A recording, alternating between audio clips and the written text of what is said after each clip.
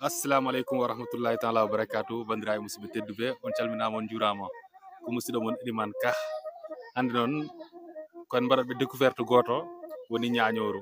On gandi kala mo ganduɗa ka ɓiɗɗo pullo ɗa andi koni ñañoru. Ɗum noon taki hande en bismoto ɗo ñaño mo ganduɗa ko international, hay goto wonta ɗum waɗa présenté nder Sénégal yo e caggal lesdi, woni Adama Ndeyo mo ganduɗa ko ñañowo May Hary. Joni noon en jewtida e mum ko fate ñañoru. Adama, min calminima, min juurimama. Ko serti ɗum minen gay ko ñañoju ɗum ɗo le'e min jogi leɗɗe kamen ko ñaño ɗaɗɗaru mbiyata ɗum ɗaɗɗaru kam ɗum woni Fuuta. ɗin goni ñaño ɗaɗɗaru woni ñañoru kore. Minen noon ga ko ñañoju leɗɗe ko lawɓe ceetati. Minen ko ɗin ñañoji goni gay eyyi ko ɗin min jogi.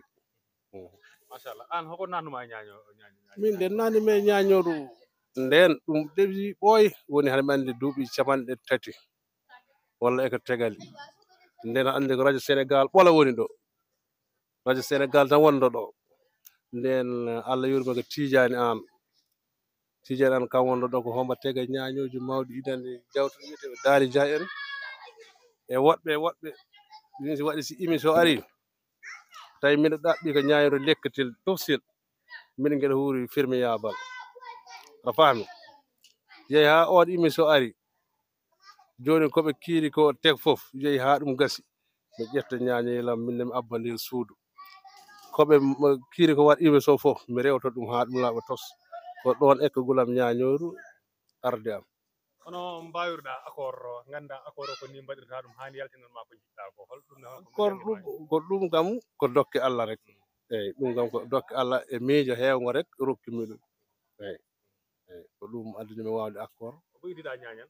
Min mbo itimi ñañal iɗimi ñañal ko on Allah yurmi ɗum ina wiye Sarak on sankima on iɗimi ñañal yo Allah yurmi ɗum yaafo. Joni haɗa yaada e May Hary? Joni miɗa yaada e May Hary ko ina waɗi teddugalam ha no fewi. Minen jogui weltare ko saabu komi jiɗɗo ɗum ha no fewi ko ɗum taki ɓesdumi hen wonde. Ƴewani hen caɗele? Ala caɗele ngala hen sika Allah. Caɗele noon kam wasa esi noon ko ɗen caɗele foof a rungateɗe ƴewata ko haɗa daara ko welanma ko haɗa ƴeewa jamanu o. Eyyi ko kala ko mettata hen ƴetta ɗum tega hen kosgal ko ɗum woni nalankegal. Esi nalankegal wona ko mettuma foof mbiya an jeccoɗa ɗum so waɗi tan a yahata. Adama ɗa wawi guitare? Guitare mi wawa guitare ñaño rembami. Est ce que a ferinaɗo studio? Studio min naati studio Mbour min e Sidi Farmata Bambi. E esi ko lawol gotol ñande nane mi studio mbiɗa wonde Baara Astou nde Baara andi koɗo nde tegui nde min nde tegmi hay o gonɗo studio wi kam koma an kam ko hoɗe ko hom studio jangganoɗa mbiɗo min feera naade studio ko hande puɗɗum naade studio. Eyyi wi kam ala mbiɗo min wallahi ko hande puɗɗum naade studio wi kam mi ñarima waɗɗum naati.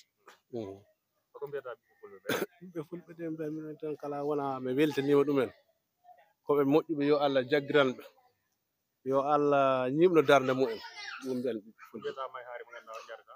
May Hary kala ko jinnoɗo wi mbiɗɗum yawi. Eyyi kala ko jinnoɗo wi e moƴƴore mbiɗɗum yawi. Eyyi sabu mbiɗa andi ko ɗo Allah ko ɗo heedi kam ɗo heddi min ko min yo bandam goɗɗo yo goɗɗo ko moƴƴo dal ɓernde ko lamde ko neɗɗo uddatiɗo. Eyyi sabun ko neɗɗo uddatiɗo sabu hay cukalel tofsel he ɗum ɗo wawi joɗɗin mbiya ko ñakkude fayida taw wona ñakkude fayida. Bandiraɓe musidɓe tedduɓe pomi on beltima tigui oɗo découverte mo ganduɗa mi addani on mo hande e ñañoru. On gandi tigui ɗo ñañoru immori eko addi ñañoru eko waɗi composé ñañoru. Pomi Adama Ndeyo o laɓɓini ha hen laaɓi vraiment haɗum ɗum mbaɗa souhaité rek bonne carrière. ene ɗum beltono ɗe beltono ombo yarata May Hary Ba. en beltonoɓe ɓe ganduɗa komin daratno en ɗo e TikTok he. Mi salmini on mi juurima on ko musidɗo mon Elimane Ka. On totta rendez-vous artiste goɗɗo e nalanke goɗɗo. Assalamu aleykum wa rahmatullah.